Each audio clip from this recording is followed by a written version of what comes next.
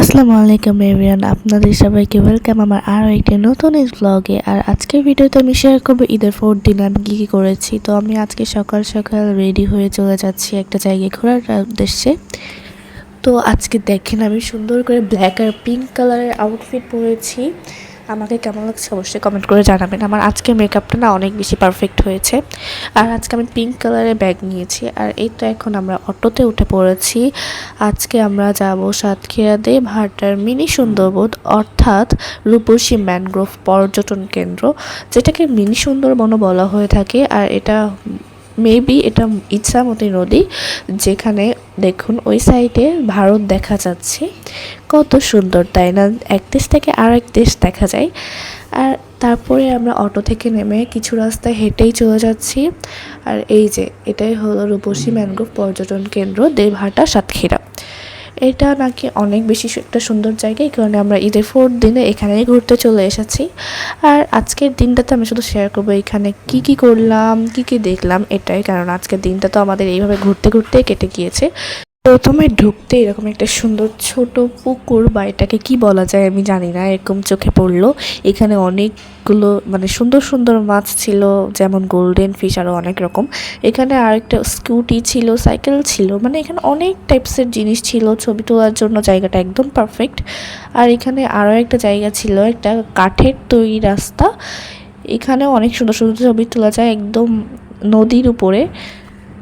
আসলে এই জায়গাটা ছবি তোলার জন্য অনেক পারফেক্ট। এখানে আসলে সুন্দর করে সেজেগুজে না আসলে আপনারা মিস করবেন। এরকম একটা জায়গা অনেক বেশি সুন্দর লাগছিল। আর এখানে আসলে প্রকৃতিটাকেও অনেক সুন্দরভাবে উপভোগ করা যায়। আসলে আমি বললাম মিনি সুন্দরবন, কিন্তু আমি তো দেখাচ্ছি অন্য জিনিস। আসলে সুন্দরবন আছে, তবে সেটা একটু অন্য সাইডে, যেখানে আমরা পরে যাব। আর এখন আমরা হেঁটে হেঁটে আরও বাকি জায়গাগুলো দেখছি, অনেক ছবি তুলছি। আর আজকে ভিডিওতে আমি ট্রাই করছি পুরো জায়গাটাকে আপনাদের সাথে শেয়ার করার, যাতে আপনারাও এখানে ঘুরতে যেতে পারেন। এখানে কিন্তু আরও একটা সাইকেল ছিল। আমি প্রায় সব জায়গায় ছবি তুলেছি, ভিডিও করেছি। আর এই ভ্লগগুলো দিতে একটু লেট হচ্ছে, কেননা ঈদের সময় এনজয় করলাম। তারপরে এখন আবার পড়ালেখা একটু বিজি হয়ে গিয়েছে, এই কারণেই এডিট করতে একটু টাইম লেগে যাচ্ছে। আর এই সাইডের দিকে একটা খাবারের দোকানের পাহাড় ছিল, এখানে অনেক খাবারের দোকান ছিল এই সাইডটাতে। আর এখানে একটা কনফারেন্স রুম টাইপের ছিল, আর এরপরেই ছিল আসলে খাবারের দোকান। এখানে অনেক খাবারের অপশন ছিল, আমরা আসলে বুঝতেই পারছিলাম না যে কী খাবো। আর এই তো আমরা খাবার অর্ডার দিয়ে আবার একটু ঘোরাফেরা স্টার্ট করে দিলাম। এখানে একটা বাঘ ছিল, আমি ট্রাই করছিলাম সব কিছুই সুন্দর মতো ভিডিও করার।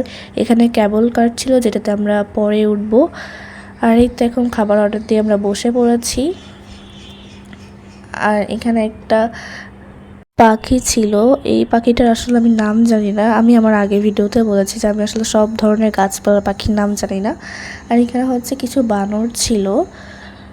আর আমার কাছে মনে হয় মন্টু মিয়ার বাগানবাড়ি থেকে এই রূপসী ম্যানগ্রোভ এই জায়গাটা অনেক বেশি সুন্দর। এইখানে ঘুরলে আসলে লাভ হবে। আর এই বানরটা দেখেন কত সুন্দর। যাই হোক, আমি যাই দেখি তাই বলি সুন্দর। আর এখানে একটা ঘোড়া চোখে পড়লো, ঘোড়ার হেয়ার কাটটা অনেক বেশি সুন্দর ছিল। আমি ঘোড়ায় উঠেছিলাম। আর এখানে একটা সুন্দর একটা ছবি তোলার আরও একটা জায়গা, এখানে আসলে ছবি তোলা বা ভিডিও করার জন্য অনেক পারফেক্ট জায়গা। এখানে আমি অনেক অ্যাস্থেটিক ভিডিও শ্যুট করেছিলাম। এখানে একটা নৌকাও ছিল, যেখানে মানুষ বসেছিল বলে আমরা ছবি তুলে ওইখানে। আর দেখেন এই জায়গাটা দেখে মনে হচ্ছে আমি ভুল করে কক্সবাজারে চলে এসেছি। আর ওইখানে দেখেন আই লাভ দেবহাটা এটা লেখা আছে। মনে হচ্ছে আমি এখন বিচে দাঁড়িয়ে আছি, এত সুন্দর একটা ভিউ ছিল এখানে। এটা হচ্ছে ইছামতি নদী, যে জায়গার বাতাস আর প্রকৃতিটাকে আমি ফিল করছিলাম, এত বেশি ভালো লাগছিল আমার কাছে, বলে বোঝানোর মতো না। আমি ফার্স্ট টাইম এরকম একটা কোথাও জায়গায় গেলাম যেখানে আমি এত বেশি ভালো লেগেছে আমার। পাশাপাশি আমার আজকের আউটফিটের কালারটাও এত বেশি সুন্দর ছিল, আমি সব কিছুর জন্য অবসেসড হয়ে গিয়েছিলাম। আর এই জায়গাটা ঘোরাফেরা করে তারপরে আমরা চলে গিয়েছিলাম ক্যাবল কারে উঠতে। আর এখানে এরকম একটা টাওয়ার মতো ছিল, যেখান থেকে উঠলে তারপরে হচ্ছে ক্যাবল কারে টিকিট কাটার জায়গা। তো এইখানে তো আমরা উঠে পড়লাম। আর আমি হচ্ছে জীবনে ফার্স্ট টাইম ক্যাবল কারে উঠবো। আর আজকে আমি এখানে এসে অনেক কিছু এক্সপিরিয়েন্স তো করতে পেরেছি। আর এই তো এখন আমরা ক্যাবল কারে উঠে পড়েছি, বাট এই কারটা মাত্র একবারই ঘুরিয়েছে। আর সেই হচ্ছে আমার মনে হলো টিকিটের প্রাইসটা একটু বেশিই ছিল। যাই হোক, সেই সব কথা বাদই দিই, ঘুরে আমি অনেক বেশি আনন্দ পেয়েছি। আর এই তো দেখুন কত বেশি সুন্দর একটা ভিউ দেখা যাচ্ছে কেবল কার থেকে। আর এই তো কেবল কারটা ছেড়ে দিল, আর এই টাইমটা আমি অনেক বেশি এনজয় করছিলাম। এরকম একটা নদীর উপরে কেবল কার চলছে, মানে জিনিসটা কিন্তু অসম ছিল। আর এখানে আমি বসে বসে আবার ভিডিও করা স্টার্ট করে দিলাম, আমার যে এত বেশি ভালো লাগছিল। আর আপনারা যারা যারা সাতক্ষীরায় থাকেন, এখানে যারা যারা এখনও আসেন অবভিয়াসলি ভিজিট করবেন, এটা আমার পক্ষ থেকে একটা সাজেশন। আমি তো ভাবছিলাম যে এই জায়গাটাতে আমার আরও আগে আসা উচিত ছিল, আমি কেন আগে আসলাম না। আর এই তো কেবল কার ঘোরা হয়ে গেলে তারপরে এখন আমরা ঘোড়ায় উঠে পড়েছি। আর আমি জীবনে ফার্স্ট টাইম ঘোড়ায় উঠছি, আর আমি মনে হচ্ছিল যে আমি দুবাই চলে এসেছি ঘোড়ার পিঠে উঠে। যাই হোক, আমার মাঝে অনেক বেশি ভালো লাগছিল, আমার মনে হচ্ছে যে আমি ঘোড়া থেকে পড়ে যাবো, বাট এরকম কিছুই হয়নি। আলহামদুলিল্লাহ, সব কিছুর জন্য আমি অনেক বেশি আনন্দ করেছি। আমি আর আমার একটা কাজিন উঠেছিলাম ঘোড়ায়, আর দেখুন ঘোড়াটা কত সুন্দরভাবে চলছে, আর ঘোড়াটা দেখতেও অনেক বেশি সুন্দর ছিল। আর এই যে আই লাভ দেবহাটা লেখা এই জায়গাটাতে এটি একটু দাঁড়িয়েছিল, আমরা এখানে কিছু ছবি তুললাম। আর তারপরে ঘোড়ার পিঠ থেকে নেমে আমরা আবারও নদীর কাছে চলে গিয়েছিলাম কিছু ছবি তুলবো তাই। দেখেন কত বেশি সুন্দর লাগছে। এই নদীটা হচ্ছে অনেক বড় একটা নদী, আর নদীর বাতাস উপভোগ করছিলাম, সেই টাইমেও একটা ভিডিও করে নিলাম। আর ওই সাইডে ভারত দেখা যাচ্ছে দেখুন। আর এখানে একটা লঞ্চ টাইপেরও ছিল, যেটা একদম ভারতের কাছাকাছি নিয়ে ঘুরিয়ে আনে, যেটাতে আমরা উঠেছিলাম একটু পরে। তার আগে আমরা একটু ফটোশ্যুট করে নিলাম। আর আজকে মানে এই দিনকে অনেক বেশি রোদ ছিল, যার কারণে কোথাও দাঁড়ানোই যাচ্ছিল না ঠিকভাবে। আর এখানে অনেক রাইডও ছিল, বাট আমরা ওখানে আর উঠিনি, কারণ ওইখানে ঢুকতে গেলে আবার টাকা দেওয়া লাগে। আর ওখানে জাস্ট বাচ্চাদেরই কিছু রাইড ছিল। এই যে দেখুন, আমি আবার সাইড দিয়ে ভিডিও করে রেখেছি। আর এখানে দেখেন হঠাৎ করে টেডি বিয়ার দেখতে পেয়ে গেলাম। এই টেডি বিয়ারটা অনেক বেশি সুন্দর ছিল, যার সাথে আমি ছবিও তুলেছি। আর এই তো এখন আমরা লঞ্চে উঠে পড়েছি, আর এইটাতে তো আমি আরও বেশি এক্সাইটেড ছিলাম। দেখেন কত বেশি সুন্দর রোদ পড়ছে, আর কত বেশি সুন্দর একটা ভিডিও হয়েছে, আপনারাই জাস্ট দেখেন।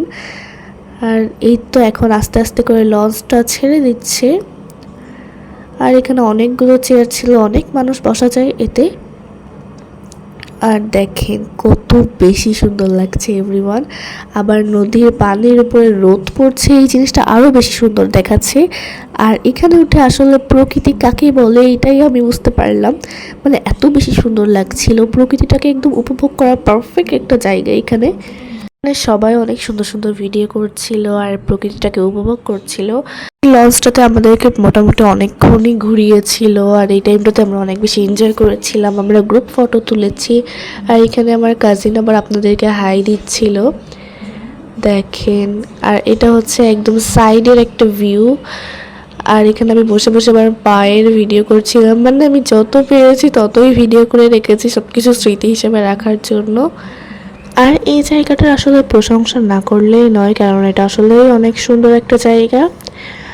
আর এই যে দেখুন কত সুন্দর, নদীর চার সাইড দিয়ে সবুজ সবুজ গাছপালা। এখানে আমরা আবার ইন্ডিয়াদের হাইও দিয়েছিলাম। তাদের ওই সাইডে আসলে ইটের ভাটা বা এরকম টাইপের কারখানাই আমি বেশি দেখতে পেয়েছি। এই জায়গাটাতে আমরা আজকে আসবো এরকম কোনো প্ল্যানও ছিল না, সাডেনলি সব কিছু ঠিক করা হয়েছে। আর আমার মনে হচ্ছে যে এই প্ল্যানটা না করলে হয়তো বা অনেক বড় কিছু একটা মিস হয়েছে তো। আর এই যে দেখেন, মানে আমি শুধু নদীর ভিডিও করেই আমার ব্লগটিকে আজকে ভরিয়ে রেখেছি। নদীর উপরে রোদের যে আলোটা পড়ছে এটা আরও বেশি সুন্দর লাগছে। ওই সাইডে দেখা যায় ইন্ডিয়া, আর এইটা হলো বাংলাদেশের সাইড। আবার আকাশ এত বেশি সুন্দর ছিল, মানে সব কিছুই মোটামুটি অনেক বেশি সুন্দর ছিল। আসলে আমি এত কিছু বললাম, তবে আমি আসল কথাটাই বললাম না। আসলে এই প্রকৃতিকে আসলে বোঝাই যায় যে আল্লাহর সৃষ্টি কতটা বেশি সুন্দর, মাশাল্লাহ মাশাল্লাহ। আর ওই যে দেখুন ইন্ডিয়ার ওই সাইডে সব ইটের ভাটা কারখানা এগুলোই। আর এখানে আবার ইন্ডিয়াদের যেই লঞ্চগুলো আছে তারা আমাদেরকে হাই দিচ্ছিল, আমিও তাদেরকে হাই দিয়েছি। তবে একটা জিনিস থেকে একটু মন খারাপ হচ্ছিল, কারণ ইটের ভাটার জন্য ওই সাইডের পরিবেশটা একদমই দূষণ হয়ে যাচ্ছিল।